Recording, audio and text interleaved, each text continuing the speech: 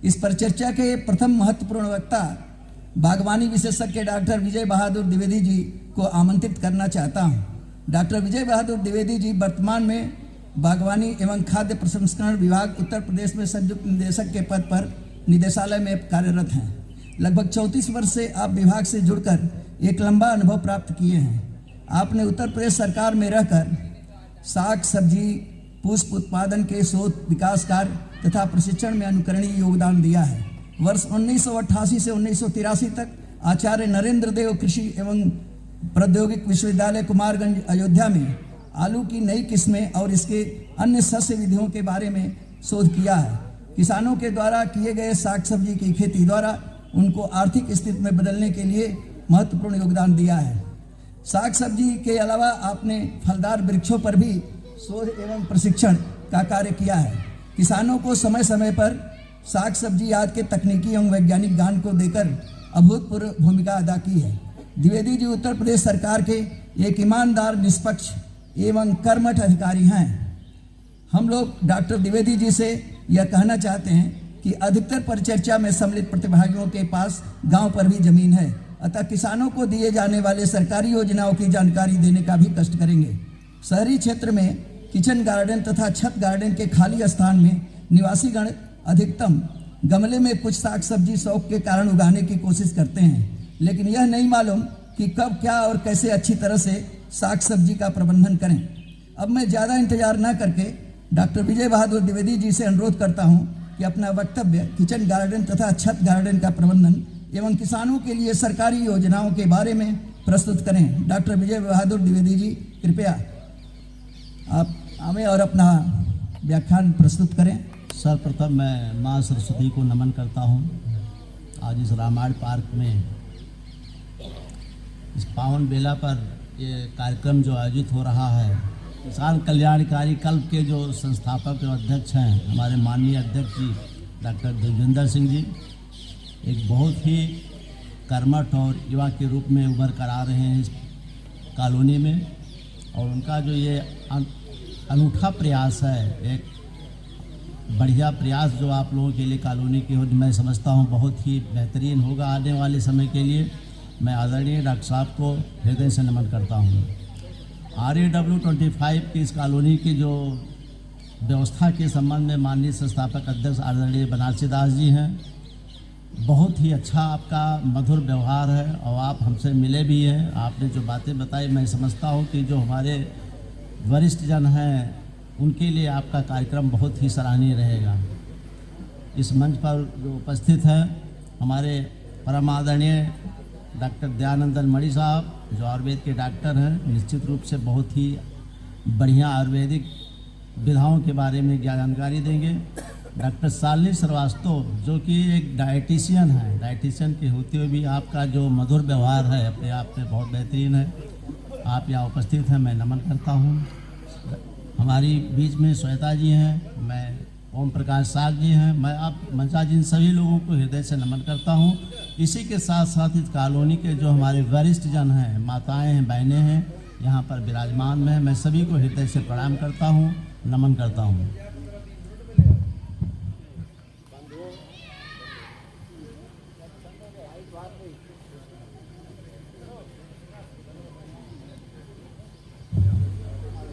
बंधुओं, आज के परिवेश में सबसे बड़ी आवश्यकता इस बात की है कि हमको शांति मिले, चाहे घर में हो या बाहर हो। हर तरफ एक प्रकार का ऐसा माहौल बना हुआ है कि हर इंसान अपने को एक प्रकार का अशांत महसूस करता है। इसके पीछे कारण क्या है? आप सब लोग वरिष्ठ जन हैं, आप लोगों ने मंथन किया होगा कि अशांति क्यों है। परमात्मा ने हमें शरीर दिया है, हमें यहाँ 2 आँखें दी है, 2 कान दिया है, 2 नाक दिया है, शरीर दिया है, हाथ पैर दिया है। ये इसलिए दिया है कि हम कुछ करें। जब हम कुछ करते नहीं हैं, चुपचाप बैठ जाते हैं, तो हमें अशांति का घोर संकट हो जाता है। आज के इस पावन बेला में जो ये कार्यक्रम हो रहा, मैं समझता हूँ कि हमारे जो आदरणीय डॉक्टर देवेंद्र सिंह और आदरणीय बनारसी दास जी का जो अनूठा प्रयास है, इससे शांति और बढ़ेगी। क्यों बढ़ेगी?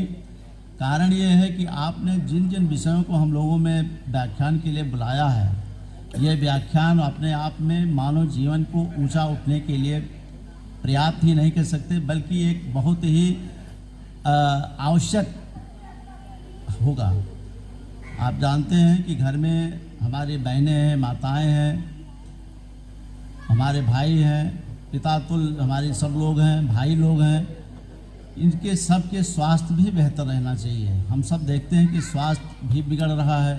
जब डॉक्टर के यहाँ जाते हैं तो दवाओं में उलझा देता है। तो सबसे बड़ी आवश्यकता ये है कि उद्यान मूलस्थ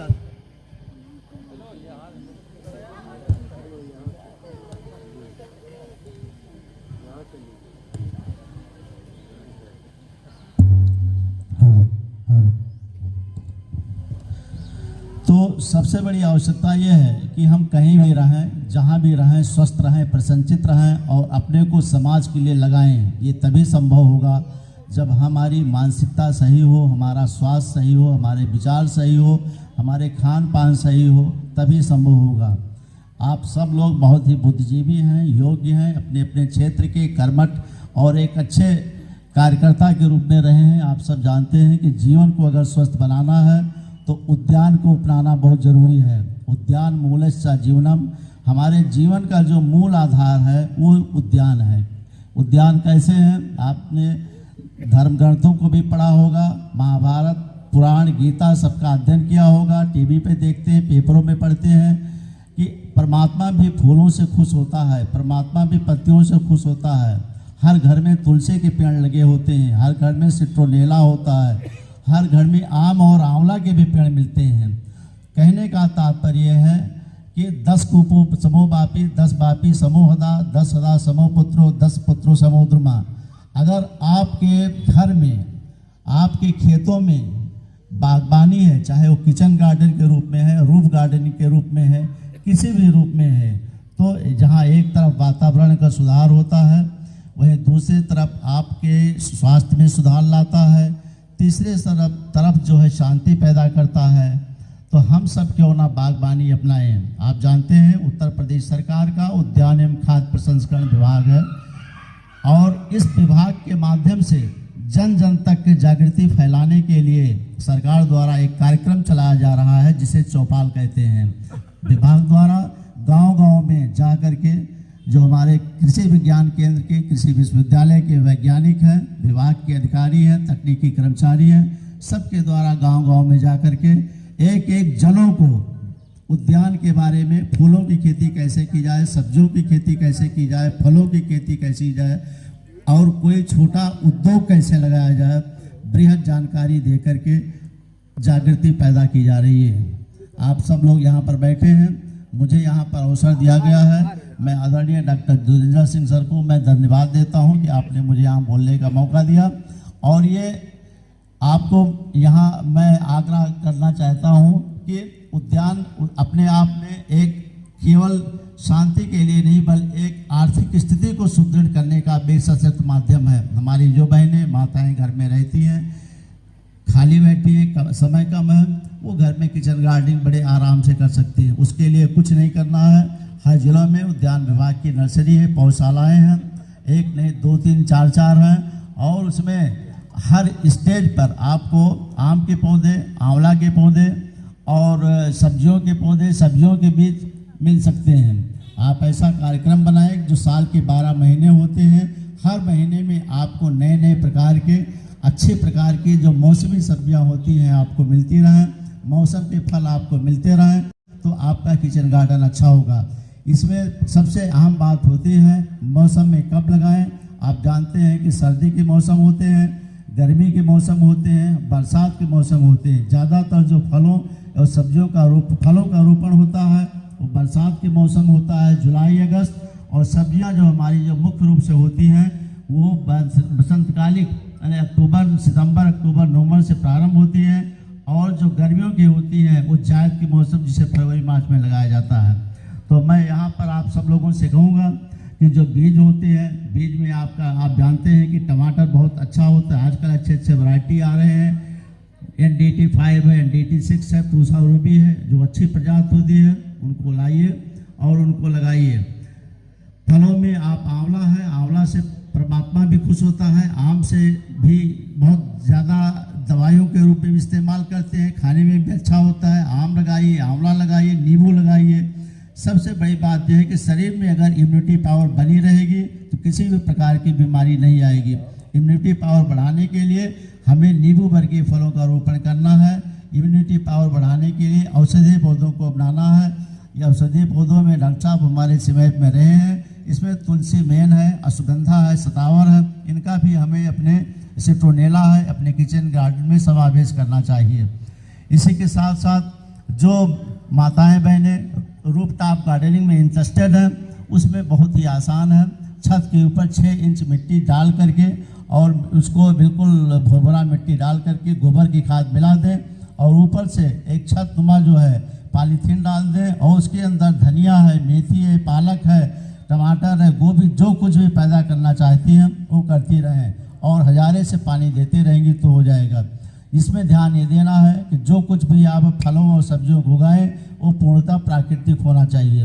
किसी भी प्रकार का इंसेक्टिसाइड, पेस्टिसाइड, रासायनिक खादों का उपयोग नहीं करना चाहिए, क्योंकि हम सब लोग अपने घर में इस्तेमाल करते हैं, बच्चों को खिलाते हैं, स्वयं को खिलाते हैं, पड़ोसियों को देते हैं।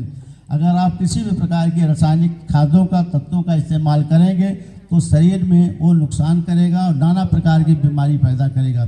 इसके लिए अगर कीड़े लग जाते हैं तो आपको कुछ नहीं करना है, नीम की पत्तियों को आप एक ड्रम में चढ़ा दीजिए और उसको 15 दिन के बाद छान लीजिए, उसका स्प्रे कर दीजिए, किसी भी प्रकार का कीड़ा नहीं लगेगा।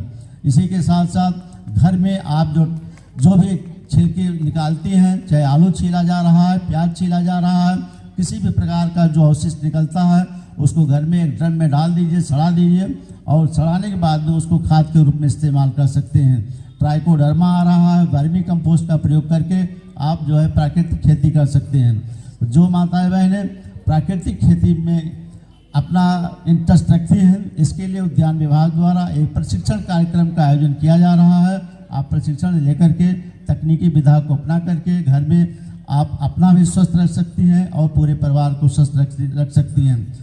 तो मैं कहने का तात्पर्य है कि अगर आप शहर में रह रहे हैं तो किचन गार्डन करिए, रूफ टॉप गार्डनिंग करिए। अगर आपका देहात में है, देहात में भी बहुत सारे ऐसे हमारे भाईजन बैठे हैं जिनकी खेती बाड़ी गाँव में भी है।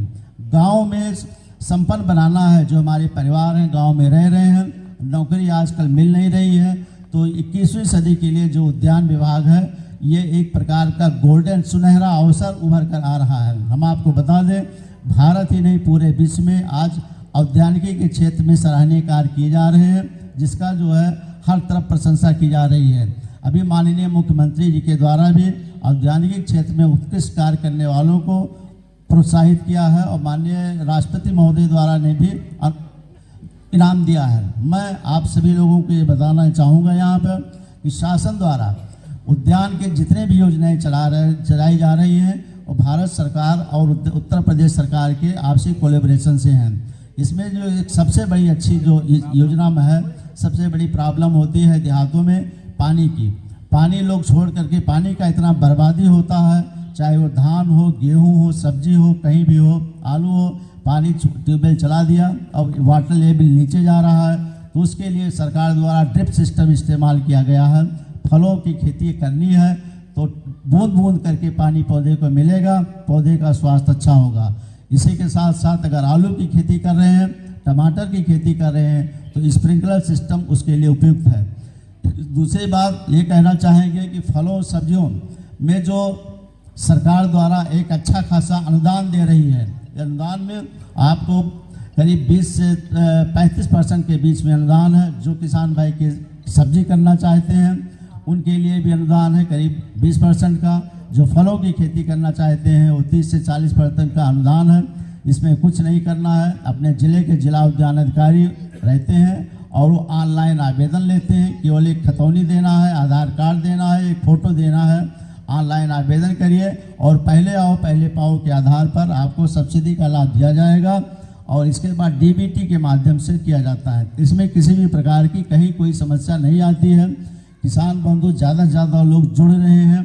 मैं आप सब लोग जितने यहाँ बैठे हैं विभिन्न जिलों के होंगे, विभिन्न क्षेत्रों के होंगे, आपके यहाँ घर पर खेत होगा। मैं यहाँ आग्रह करना चाहता हूँ कि अपने घर पर जो भी भाई हैं, बेटे हैं, जो भी हैं उनको ये सलाह देना आवश्यक होगा कि जनपद के जिला उद्यान अधिकारी से मिलें और क्या करना चाहते हैं उनसे उनको बताएं।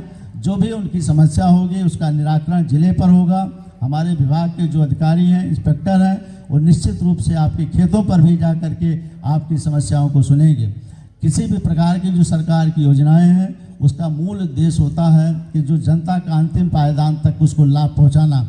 इसी के साथ साथ मैं आपको यहाँ ये भी बताना चाहता हूँ, आज का जो युग है ये खेती बाड़ी के बहुत सारे ऐसे होते हैं जिनका हम किसान भाई बेच नहीं पाते हैं। उस प्रोडक्ट को कैसे समुचित लाभ लिया जाए, इसके लिए बहुत सारी जो है उद्योग धंधे लगाने होते हैं। भारत सरकार का प्रधानमंत्री सूक्ष्म खाद्य उद्योग उन्नयन योजना संचालित है। इसमें लगभग 35% का अनुदान है। 10 लाख तक का अनुदान देने का प्राविधान स्टेट में है। इसके ऊपर भारत सरकार स्तर से 50 लाख तक का। तो जो किसान भाई टमाटर खेती कर रहे हैं, आम की खेती कर रहे हैं, आंवले का खेती कर रहे हैं, खाने और बेचने के बाद जो बच जाता है उसका सही सदुपयोग करना है और क्षेत्र के किसानों को लाभान्वित करना है। तो उद्योग धंधे लगाएं और ज़्यादा से ज़्यादा लाभ कमाएं, क्योंकि निश्चित रूप से बागवानी एक ऐसा विषय है जिसमें हमारी जो ग्रोथ दर है वो लगातार बढ़ रही है। हमारे किसान भाई लाभान्वित हो रहे हैं। एक नया फल आया है वियतनाम से जिसको ड्रैगन फ्रूट कहते हैं। आप जानते हैं कि कोरोना काल में या अभी डेंगू का प्रकोप महामारी का ज़्यादा था। इसमें हर आदमी सलाह देता था डॉक्टर कि डेंगू से बचने के लिए ड्रैगन फ्रूट का इस्तेमाल करिए। इसके लिए तो ड्रैगन फ्रूट बहुत ही अच्छा है। लगभग 10 से 12 लाख रुपए प्रति एकड़ की आवश्यकता होती है। इसमें पानी कम चाहिए, कोई जानवर इसको खाता नहीं है। इसके हर जगह बिक्री हो जाती है और इसमें लाभ ज़्यादा होता है। ज़्यादा इसमें निराई गुड़ाई करने की भी आवश्यकता नहीं होती है। तो 35% का अनुदान सरकार द्वारा दिया जा रहा है। हमारा मिर्ज़ापुर कौशाम्बी जनपद में बहुत अच्छे तरीके से ड्रैगन फ्रूट की खेती हो रही है। मैं यहाँ चाहूँगा कि आप ड्रैगन फ्रूट भी लगाएं और इसी के साथ साथ आप सब लोग परंपरागत खेती के रूप में भी समझ रहे होंगे कि हमारे जो पहले इमली हुआ, शरीफा हुआ और कस्टर्ड एपल जो कैथा कहते थे, ये सब भी हमें एक एक पेड़ अपने घरों पे अवश्य लगानी चाहिए, क्योंकि इसमें जो क्षमता होती है शरीर को बॉडी बिल्डिंग, शरीर को न्यूट्रिशनल, शरीर को इम्यूनिटी पावर डेवलप करने के लिए वो अपने आप में बहुत ही अनूठा होता है। हम इसको छोड़ते चले जा रहे हैं। हर घर पे कम से कम एक पेड़ नींबू का, एक आंवले का, एक आम का और एक शरीफे का अवश्य होना चाहिए। और अगर हो सके तो अपने मेड़ों पर भी हमें खेतों को मेड़ों पर भी पौधरोपण करते जाना चाहिए। पपीते का, पपीता आप जानते हैं पपेन होता है। डेंगू से बचने के लिए पपीता को रामबाण माना गया है। इसमें जो पत्तियों में फल में पपेन होता है वो हमारे डेंगू को जो है कि बचने के लिए रामबाण होता है। मैं आप सभी से चाहूँगा कि उद्यान विभाग की सैकड़ों फसलें हैं, सब्जियों की सैकड़ों फसलें हैं। आप क्या करना चाहते हैं, आप अपने परिवार से विचार विमर्श करिए और जिस पर आपकी आम राय मिले परिवार में, उसके खेती को बढ़ावा देने के लिए आप हमसे मिल सकते हैं, हमारे विभाग में किसी अधिकारी से मिल सकते हैं, जनपद के जिला उद्यान अधिकारी से संपर्क कर सकते हैं। आपको पूरा का पूरा लाभ सरकार द्वारा दिया जाएगा, इसमें कोई संशय नहीं है। उद्योग लगाना चाहते हैं, उद्योग के लिए हर जिले में DRP घोषित किए गए हैं। DRP को पता चल जाएगा कि आप कुछ लगाना चाहते हैं, आपके पास वो जाएंगे और आपसे सारी चीज़ें पूछ करके आपका फार्म भराएंगे, सब कुछ करेंगे और वो जमा कराएंगे, उससे आपको लाभ होगा। तो निश्चित रूप से सरकार द्वारा जो अनियमित प्रकार की विभिन्न प्रकार की योजनाएं चलाई जा रही हैं उसका आपको लाभ लेना है। आप जानते हैं कि ये तभी संभव है जब हमारी दृढ़ इच्छा शक्ति होगी। आप कोई आदमी, अभी मैंने एक पढ़ रहा था तो उसमें ये था, आचार्य बापू जी का था, मुरारी बापू का, उन्होंने कहा मैं तो अभी युवा हूँ और मैं समझता हूँ कि हमारा जो देश है वो युवाओं की तरफ बढ़ रहा है, युवा हो रहा है और ये एक गोल्डन या सुनहरा भारत जो कहते हैं कि पूरा भारत पूरे विश्व का जो है ये गुरु बनेगा, उसके लिए ये एक अच्छा सूचक है कि हमारे जितने भी संत महात्मा हैं वो भी इस तरफ आ गए हैं कि सबको युवा बनाया जाए। युवा बनना है, शक्ति लानी है, शक्तिशाली बनना है, देश में अगर अपना गौरव बढ़ाना है तो उसके लिए हमें स्वस्थ रहना होगा। अगर हमारा स्वास्थ्य सही है, परिवार का स्वास्थ्य सही है तो निश्चित रूप से हम आगे बढ़ेंगे, कोई रोक नहीं सकता है। उसके लिए बागवानी ही एक ऐसा विकल्प है।